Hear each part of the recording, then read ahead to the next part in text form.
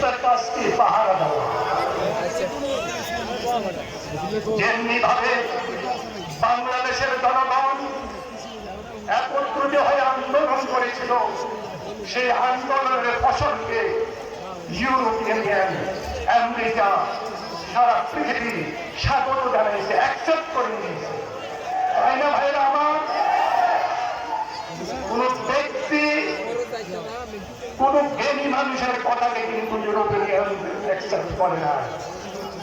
অনেকে অনেক কথা বলেছে এতদিন, অনেকে অনেক ভাষায় কথা বলেছে, কারোর ভাষা শুনে নাই।